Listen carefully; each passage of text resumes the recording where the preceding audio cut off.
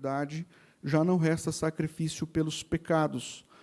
Pelo contrário, certa expectação horrível de juízo e fogo vingador prestes a consumir os adversários. Sem misericórdia, morre pelo depoimento de 2 ou 3 testemunhas quem tiver rejeitado a lei de Moisés. De quanto mais severo o castigo, julgai vós, será considerado digno aquele que calcou aos pés o Filho de Deus e profanou o sangue da aliança, com o qual foi santificado, e ultrajou o Espírito da graça? Ora, nós conhecemos aquele que disse, a mim pertence a vingança, eu retribuirei. E outra vez o Senhor julgará o seu povo. Horrível coisa é cair nas mãos do Deus vivo. Senhor, nos abençoe, Pai. Mais uma vez lhe pedimos com tua palavra nesta manhã, no nome precioso e santo de Jesus que oramos. Amém. Então peço para que os irmãos mantenham a palavra do Senhor aberta aí em Hebreus capítulo 10, durante a nossa meditação nesta manhã. Irmãos, vocês já ouviram muito sobre apostasia com os pastores e com certeza vocês já ouviram algumas definições aqui relacionadas a esse tema. Biblicamente, nós sabemos que é perfeitamente possível uma pessoa adentrar esse local, conhecer a verdade, professar a sua fé, receber o sinal da aliança, que é o batismo, participar da comunidade da fé, desfrutar das bênçãos da comunidade da fé, talvez até servir em algum ministério da igreja e simplesmente decidir abandonar tudo. A apostasia certamente é algo assim assustador, né? E surpreendente para todos nós. Mas a Escritura fala muito de apostasia. Aliás, nós encontramos, né, na leitura do Novo Testamento vários apóstatas. Paulo, por exemplo, lista pelo menos 4 ou 5 apóstatas na primeira e na segunda carta a Timóteo. E quem não vai aqui se lembrar de Judas, né? Judas que serviu com Cristo, teve parte no ministério de Cristo, ouviu as palavras de Cristo e mesmo assim ele abandonou o Mestre, abandonou o Senhor Jesus Cristo. O próprio apóstolo João, lá na primeira carta, falando acerca de apóstatas, mais especificamente de falsos mestres, ele diz assim, olha, eles saíram dentre nós, mas não eram dos nossos, porque se fossem dos nossos, teriam permanecido conosco, mas todos eles saíram para que se manifestasse que não são dos nossos. Estavam no nosso meio, mas não eram dos nossos. Ele está falando aqui exatamente acerca de apostasia. Bom, a carta aos Hebreus é uma carta muito importante, porque essa carta é uma advertência, e uma advertência direcionada a cristãos judeus contra o perigo da apostasia. Então, se há uma carta no Novo Testamento que traz um alerta muito sério acerca do perigo da apostasia, é exatamente a carta aos Hebreus. Eles estavam sendo tentados a voltar, né, ao judaísmo e abandonar a Cristo, principalmente por conta do sofrimento causado por seguirem o Senhor Jesus, por se tornarem cristãos. E o autor aqui da carta aos Hebreus, ele levanta vários argumentos durante a carta, na sua escrita, para que aqueles cristãos não abandonassem a fé em Cristo, mas perseverassem na fé em Cristo. Ele fala da superioridade de Cristo, da superioridade da aliança em Cristo, da superioridade do sacrifício de Cristo, e ele fala tudo isso para encorajar aqueles irmãos a não abandonarem Cristo e retornarem, né, ao judaísmo. E nessa passagem específica, meus irmãos, que eu acabei de ler, nós encontramos mais uma advertência relacionada à apostasia, e essa advertência ela é muito séria porque ela está baseada no juízo divino. A expressão aqui é bem conhecida, né? Horrível coisa é cair nas mãos do Deus vivo. Então essa é uma advertência contra a apostasia, fundamentada no juízo divino. Horrível coisa é cair nas mãos do Deus vivo. E eu quero brevemente aqui descrever, então, o que estava acontecendo, né? E qual é a aplicação dessa passagem para a nossa vida nesta devocional. Eu não estou com a minha garganta muito boa, acho que vocês perceberam. O autor bíblico, então, ele começa dizendo assim: porque se vivermos deliberadamente em pecado, depois de termos recebido o pleno conhecimento da verdade, já não resta sacrifício pelos pecados. A versão NAA, que é a Nova Almeida Atualizada, traduz assim o texto: porque se continuarmos a pecar de propósito, depois de termos recebido o conhecimento da verdade, já não resta sacrifício pelos pecados. Creio que essa versão, ela torna o texto mais claro, mais límpido para nós. Todos nós, meus irmãos, que professamos a fé no Senhor Jesus Cristo, em algum momento, nós acabamos escorregando em algum pecado, mas quando nós escorregamos em algum pecado, nós nos arrependemos, nós nos entristecemos, nós nos voltamos para o Senhor, recebemos o perdão do Senhor, viramos as costas para o pecado e seguimos em direção à santificação para sermos mais e mais semelhantes ao nosso Senhor Jesus Cristo. Mas perceba que no caso do apóstata, a situação é bem diferente, porque o apóstata não é aquele que simplesmente tropeça em um pecado. O texto bíblico diz que o apóstata é aquele que vive deliberadamente na prática do pecado. E veja que interessante, o autor coloca assim: mesmo depois de ter recebido o pleno conhecimento da verdade. Ele está se referindo àquela pessoa que ouviu a verdade acerca do Senhor Jesus Cristo. Ele creu com sinceridade na verdade do Senhor Jesus Cristo. Ele professou a sua fé na verdade do Senhor Jesus Cristo. Ele foi batizado em nome do Pai, do Filho, do Espírito Santo, ou seja, foi batizado em nome do Senhor Jesus Cristo. Ele experimentou as bênçãos dentro da igreja do Senhor Jesus Cristo e possivelmente até serviu em alguma área no corpo do Senhor Jesus Cristo. Mas mesmo depois de passar por todo esse processo de conhecimento, não só um conhecimento intelectual, mas um conhecimento experimental das graças e das bênçãos de Deus, ele decide, diz aqui o texto, de forma consciente, de forma deliberada, de forma proposital, intencional, ele decide abandonar o Senhor Jesus Cristo. É isso que torna o pecado da apostasia algo assim tão chocante, né? Tão chocante, e ao mesmo tempo tão frustrante e decepcionante para a igreja. A igreja se entristece, né? Quando passa por uma situação como essa. Então, a apostasia, meus irmãos, não se refere, não aponta para um pecado assim, vamos dizer, um pecado isolado. Não. A apostasia não é simplesmente uma espécie assim, de escorregão na fé, né? Aquela pessoa tropeçou e caiu. Não. A apostasia é uma atitude consciente, intencional, proposital, de rebeldia, desobediência e, principalmente, incredulidade.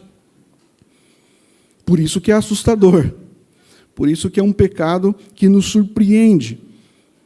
Sabe?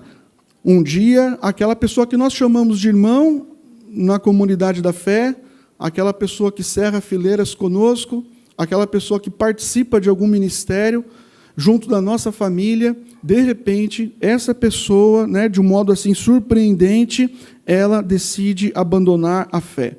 Com toda a espontaneidade, com toda a racionalidade, com toda a intenção do seu coração, ela simplesmente vira as costas para o Senhor Jesus, ela vira as costas para a cruz, ela simplesmente rejeita todas as graças que emanam da obra do Senhor Jesus Cristo, e talvez você até olhe para essa pessoa e fica naquela expectativa de que haja algum tipo de arrependimento.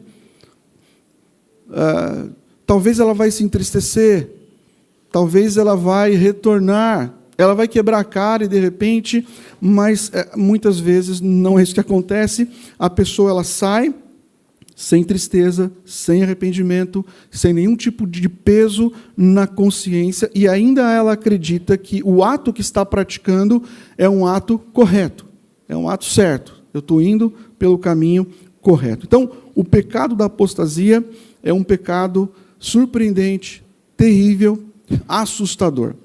E veja que interessante, o autor bíblico diz assim, que para o apóstata já não resta sacrifício pelo pecado.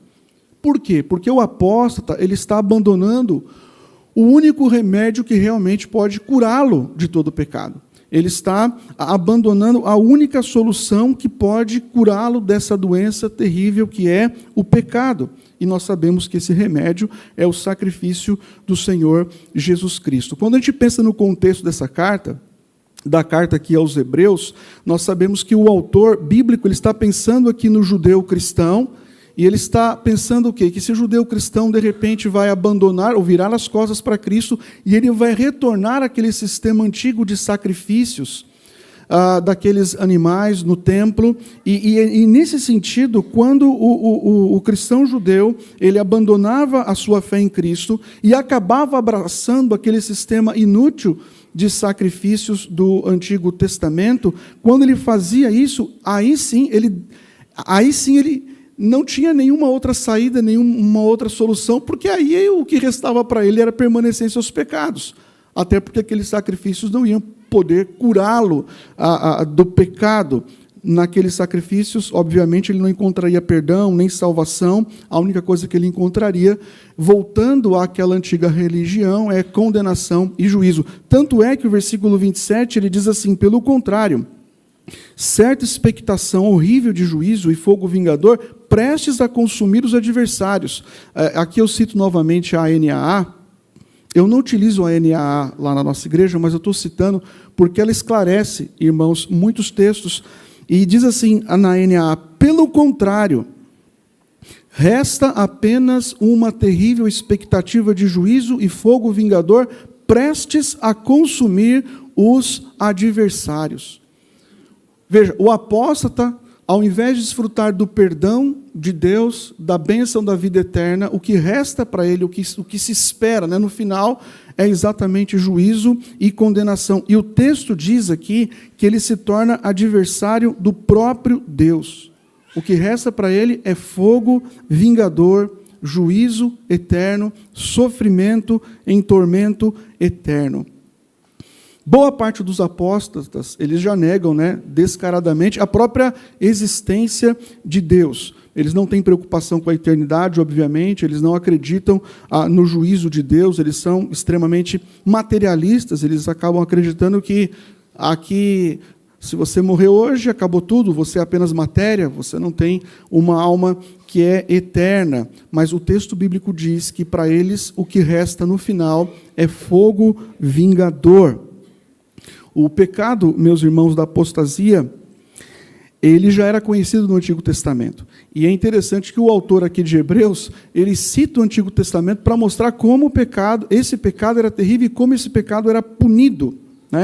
E aí o texto bíblico diz assim, olha que interessante, o verso 28, ele está fazendo uma citação aqui de Deuteronômio capítulo 17, bastava 2 testemunhas para que o apóstata fosse apedrejado até a morte. Diz assim o verso 28, sem misericórdia, morre pelo depoimento de 2 ou 3 testemunhas quem tiver rejeitado a lei de Moisés. De quanto mais severo castigo julgais vós, será considerado digno aquele que calcou aos pés o Filho de Deus e profanou o sangue da aliança com o qual foi santificado e ultrajou o Espírito da graça. Ele está colocando aqui o seguinte, meus irmãos, se no Antigo Testamento, aquele período de símbolos, vamos colocar aqui de figuras, quem abandonasse a revelação de Deus, aqui no caso a lei de Moisés, entre o povo de Israel, diz o texto que era apedrejado, diz aqui o texto que era morto. Aí ele coloca, quanto mais severo castigo, sofrimento experimentará aquele que abandona o Senhor Jesus Cristo. E ele até descreve aqui que o pecado da apostasia é um pecado tríplice, Se vocês acompanharem aí o texto diz assim, que o apóstata, ele calca ou pisa o Filho de Deus. Calcar ou pisar o Filho de Deus significa rejeição completa do Filho de Deus. Ele despreza totalmente a obra do Senhor Jesus Cristo. Depois diz que ele profana o sangue da aliança. Por meio do derramamento do sangue, nós recebemos o perdão, a remissão, recebemos a salvação.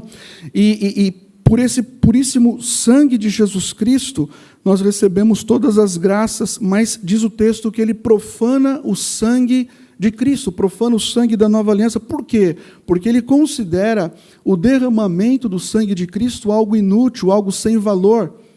Para o apóstata, o que Jesus Cristo fez na cruz não tem absolutamente nenhum sentido, nenhum valor. Ele despreza tudo o que Jesus Cristo fez. E para completar, diz que o apóstata ultraja o Espírito da graça, né, que na verdade é o Espírito Santo, que traz, o Espírito que nos traz o Evangelho, que traz a palavra. Esse Espírito é afrontado, é ofendido, porque o apóstata, ele repudia o Evangelho que ele professou, que ele conheceu, que ele creu um dia. Agora veja, irmãos, indo para o final, versículos 30 e 31, a consequência disso, né? Diz assim o texto, versículo 30, ora, nós conhecemos aquele que disse, a mim pertence a vingança, eu retribuirei, e outra vez o Senhor julgará o seu povo. Horrível coisa é cair nas mãos do Deus vivo. O Senhor Deus, ele é o único que realmente retribui com justiça, né? E ele retribui, eu diria assim, na medida certa, o homem pecador, inclusive o apóstata. E esse Deus, meus irmãos, tão maravilhoso, que nos concede, né, a eternidade, a qual nós vamos desfrutar, novos céus, nova terra, estaremos todos juntos para sempre e sempre com o nosso Redentor Jesus Cristo, esse Deus que nos presenteia com a vida eterna para que sejamos eternamente felizes na eternidade. Ele também fará sofrer os seus adversários terrivelmente e eternamente no lago de fogo e enxofre. Por isso, diz o texto, horrível coisa é cair nas mãos do Deus vivo. E se nós queremos, meus irmãos, quisermos saber quão terrível é isso, basta nós olharmos para a cruz do Senhor Jesus Cristo, porque lá na cruz o Senhor Jesus Cristo suportou a ira de Deus Pai.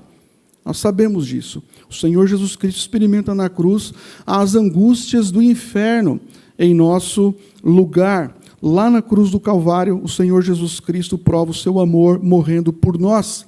E todo o sofrimento de Cristo na cruz e todas as suas angústias infernais enfrentadas na cruz provam, meus irmãos, quão terrível é o nosso pecado. E como Deus, ele trata com o nosso pecado. Graças a Deus, Deus tratou o nosso pecado na cruz por meio do seu Filho, nosso Senhor Jesus Cristo. Mas na vida do apóstata será diferente. Ele não tem o representante, ele não tem o substituto. Então, o preço da satisfação da justiça santa de Deus, que foi derramado, né, no Filho, no caso do apóstata, será uma situação realmente terrível, porque a Escritura está dizendo que eles receberão a punição em si próprios. Todo justo juízo de Deus, toda a ira de Deus cairá sobre eles. E nesse sentido o texto bíblico diz que é terrível cair nas mãos do Deus vivo. É terrível cair nas mãos do Deus vivo sem termos a cobertura do sangue do Senhor Jesus Cristo sobre a nossa vida. E essa é uma advertência muito séria para todos nós nesta manhã. E eu quero aqui deixar então uma aplicação caminhando para o final da nossa meditação. Como eu coloquei no início, há muitas pessoas que foram criadas na igreja, que ouviram o Evangelho desde a infância, né? Isso acontece, meus irmãos, desde o início da igreja primitiva, que participaram dos cultos, que foram batizadas, que professaram a fé, mas que de repente decidiram viver, né, de forma deliberada, proposital, intencional, de forma consciente, racional, decidiram viver na prática do pecado, abandonando completamente a fé no Senhor Jesus Cristo. E eu não quero, eu creio que nós não devemos, né? Eu não quero comentar, e nós também não devemos comentar, ou ficar simplesmente apontando, né? Olha, aconteceu com fulano, aconteceu com ciclano, e ficar comentando, de repente, a vida dessas pessoas, né? Eu teria muitos exemplos para citar para os irmãos da minha própria igreja, a igreja da qual eu pastoreio, pessoas que apostataram da fé. Mas eu acho que O que nós devemos fazer não é ficar apontando, comentando ou citando essas pessoas e como elas se afastaram do Senhor Jesus Cristo, ou até mesmo criticando, meus irmãos. Nós devemos olhar para a nossa própria vida. Para a nossa própria vida. E aí tem uma passagem muito importante de 2 Coríntios, capítulo 13, quando o apóstolo Paulo diz no versículo 5, examinem-se para ver se vocês estão na fé. Provem a vocês mesmos.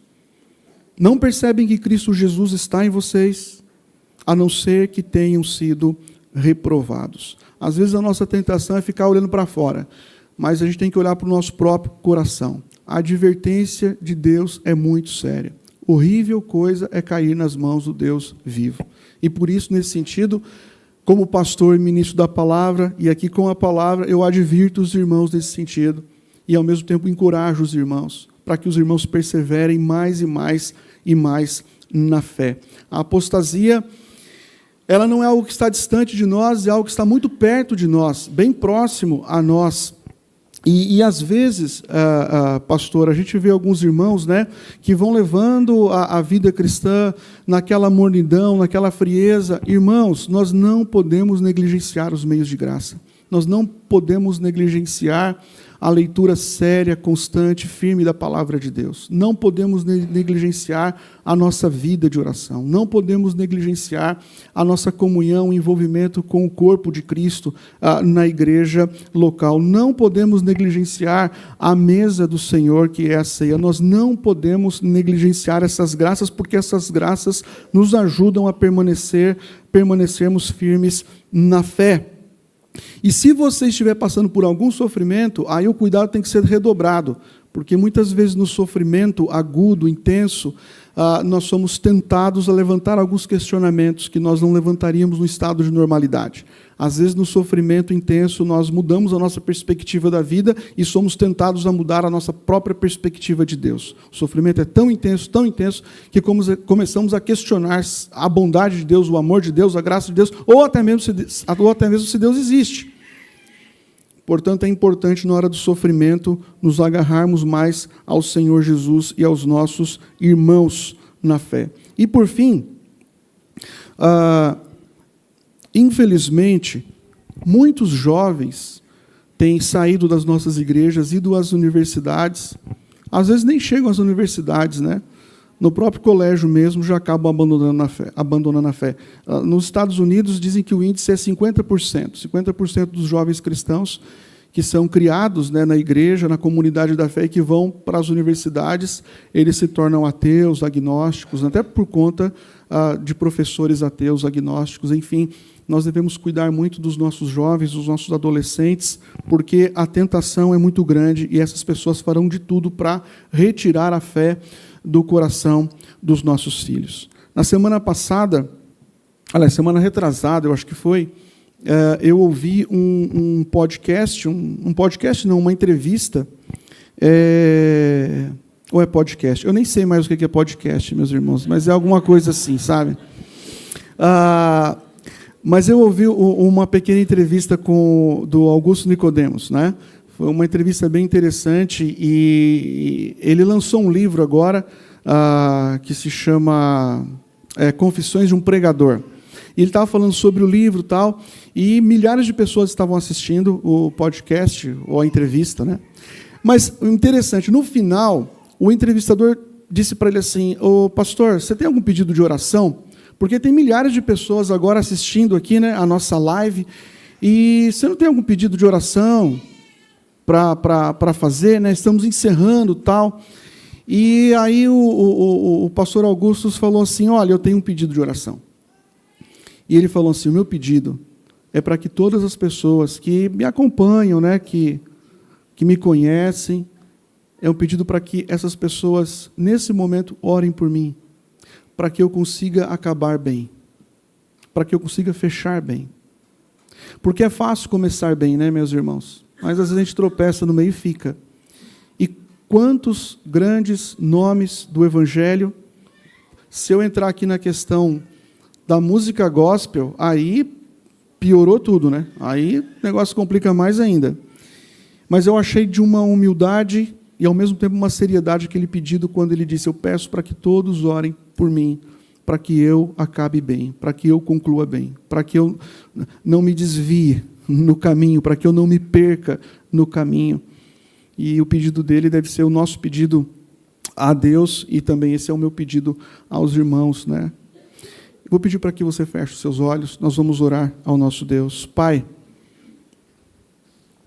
nós olhamos para a nossa vida e sabemos que somos muito fracos, limitados, e rogamos, Pai, em nome de Jesus, que Tu tenhas misericórdia de nós.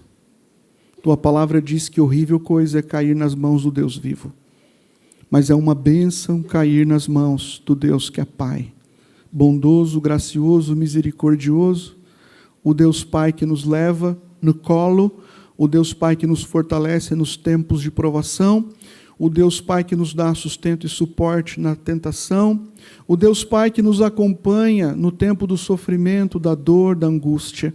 Ó Deus, nós te agradecemos por todo o Teu amor, por toda a Tua graça, por toda a Tua bondade. Te agradecemos imensamente, Senhor. Pedimos que Tu tenhas misericórdia de nós, que o Senhor nos livre da apostasia, que o Senhor nos livre, ó Deus, do abandono da fé, que o Senhor enche o nosso coração de perseverança em Cristo, que o Senhor nos desperte nessa manhã para voltarmos o nosso olhar, o nosso coração para a Tua palavra, para voltarmos, ó Deus, o nosso coração mais para Ti, para sermos mais dependentes de Ti. E, ó Deus, pedimos em nome de Jesus que Tu guardes os nossos filhos, Pai, que são tentados por todos os lados, provados. Ó Deus, que Tu guardes a fé no coração dos nossos filhos, para que eles não se percam, para que jamais abandonem a fé no Redentor Jesus. Oramos, Pai, nessa manhã, imensamente agradecidos por estarmos aqui, porque se estamos aqui é prova do Seu amor, da Sua graça, da Sua bondade, do Seu cuidado sobre nós. Assim nós oramos no nome precioso e santo de Jesus. Amém.